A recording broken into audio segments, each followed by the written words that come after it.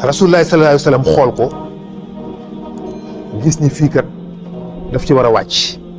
mu ne xaaral ma summi samay dàll daal di summi ay dàllam bëgg a dox ay tànkam benn baat ni ko solal sa dàll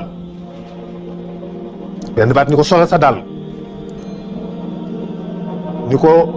yàlla ba mu woowee yonent yàlla Moussa ca xeer wa li Moussa summi woon li ko yàlla ni woon summil say dàll moo tax nga summi say dàll parce que boobu loolu la xel mi dem